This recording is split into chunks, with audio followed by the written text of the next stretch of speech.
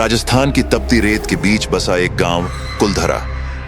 कभी पालीवाल ब्राह्मणों की चहल पहल से गूंजता यह गांव आज वीरान और खौफनाक खंडहर बन चुका है। कहते हैं एक रात में न केवल कुलधरा बल्कि इसके आसपास के 84 गांवों के लोग अपने घर बार, जमीन और जड़ें छोड़कर कहीं दूर चले गए, और जो लोग उस भयानक रात में गांव छोड़ने में असमर्थ रहे, उन लोगों ने खुद को पुराने कुएं में कूदकर या जहर का सेवन करके मार लिया। आखिर ऐसा क्या हुआ था कि एक समृद्ध और खुशहाल गांव ने एक ही रात में अपनी पहचान को खो दिया? यह कहानी है अत्याचार, एक खौफनाक श्राप और कुछ ऐसी आत्माओं की जो कभी इस गांव को छोड़ नहीं सकी।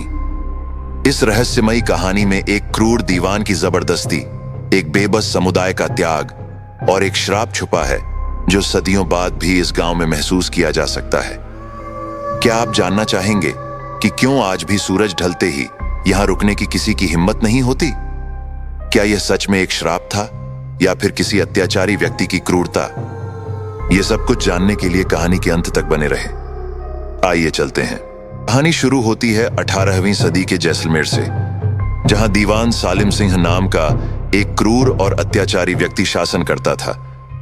सालिम सिंह को अपनी सत्ता का घमंड था और उसने अपनी इच्छाओं को पूरा करने के लिए कई निर्दोष लोगों पर अत्याचार किए।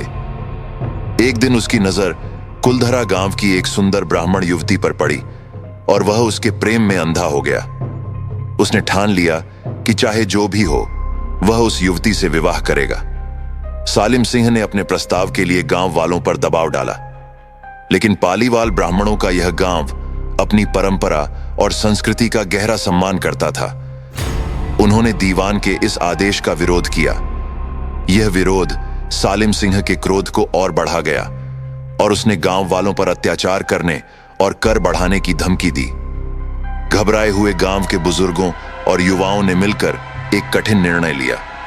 एक रात पूरे गांव ने मिलकर कुलधरा को हमेशा के लिए छोड़ने का निर्णय लिया। जाते जाते उन्होंने गांव को श्राप दिया कि इसके बाद यहां कोई नहीं बच सकेगा। उस रात के बाद से कुलधरा एक वीरान गांव बन गया, जहां कोई भी कभी वापस नहीं आया।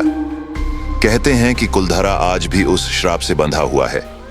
जो भी रात के अंधेरे में वहां रुकता है, उसे अजीबोगरीब घटनाओं का सामना करना पड़ता है।